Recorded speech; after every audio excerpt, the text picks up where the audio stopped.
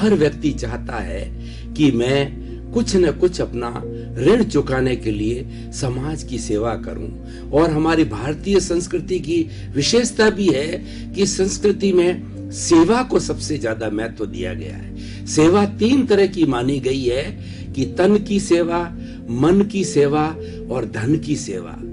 कोई व्यक्ति ये कहे कि मेरे पास में धन नहीं है, तो उस व्यक्ति के पास में शरीर तो है, वह किसी भी संस्था में जाकर के, किसी भी स्थान पर जाकर के जहां उसकी रुचि हो, वहां पर अपने शरीर के माध्यम से जितना समय उसके पास में हो उतनी सेवा देना।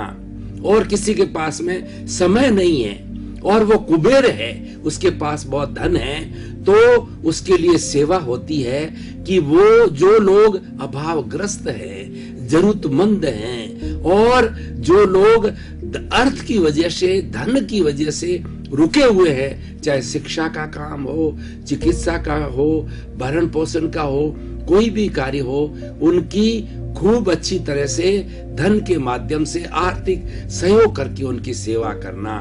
तो ये हमारी भारतीय संस्कृति की विशेषता है। और ऐसा कहा जाता है कि हमारे भारत में जन्म लेने वाला व्यक्ति पर 4 तरह के ऋण होते हैं, 4 तरह के कर्ज होते हैं। पहला कर्ज होता है देव ऋण, दूसरा होता है पितृ ऋण, चौथा होता है, तीसरा होता है गुरु ऋण, और चौथा है समाज का ऋण। देव ऋण कैसे उतारा जा सकता है? ईश्वर की भक्ति करके, प्रार्थना करके, जप के द्वारा, तप के द्वारा, साधना के द्वारा, ईश्वर प्रणिधान से हमारे जो है वो देव ऋण उतरता है। और पितृ ऋण कैसे उतरता है? माता पिता की सेवा करके, क्योंकि माता पिता को इस हमारे इस संसार का ईश्वर कहा जाता है, संसार का तीर्थ कहा जाता है, उनकी सेवा करके। और तीसरा गुरु का ऋण है। गुरु वह व्यक्ति होता है जो हमारे अज्ञान रूपी अंधकार को दूर करके हमारे में ज्ञान का दीपक जलाता है। तो उसके प्रति हमारा बहुत बड़ा कर्जा होता है, ऋण होता है। वो कैसे उतारा जाता है? कि गुरु की सेवा करके, गुरु की विनय करके, गुरु को प्रणाम करके, और गुरु को चित्त समाधि पहुंचे ऐसा कार्य करके। और उसके बाद में आता समाज का ऋण। ये समाज जिसमें हमने जन्म लिया और वही हमें पहचान देता है, और हमारी तरक्की तब होती है, हमें प्रोत्साहन तब मिलता है कि समाज हमें प्रोत्साहित करता है।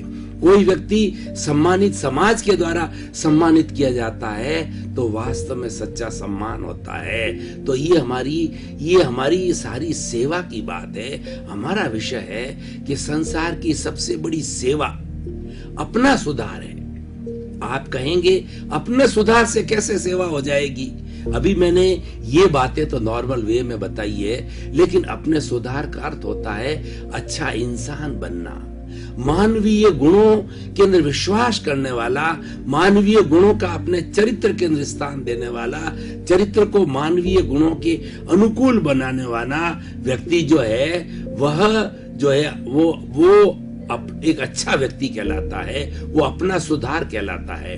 जो व्यक्ति चरित्रवान है वह व्यक्ति किसी के साथ शोषण नहीं करेगा, किसी की हिंसा नहीं करेगा, और नेगेटिव थॉट्स नहीं रखेगा, सबका भला सोचेगा, और पापकारी प्रवृत्तियां नहीं करेगा, और समाज विरोधी गतिविधियां नहीं करेगा, जैसे आतंकवाद है, हिंसा है, और समाज का विद्रोह करना है, समाज की प्रॉपर्टी को डैमेज करना है। ऐसा कार्य वो नहीं करेगा, क्योंकि वो चरित्रवान व्यक्ति है और एक सुधरा हुआ व्यक्ति है।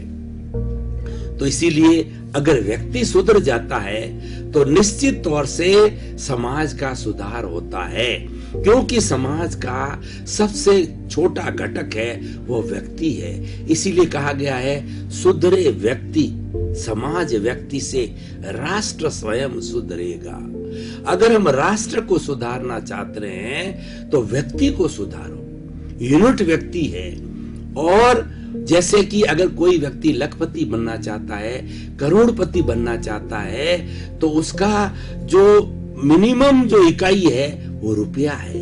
एक एक रुपया इकट्ठा करके वो लखपति बन सकता है।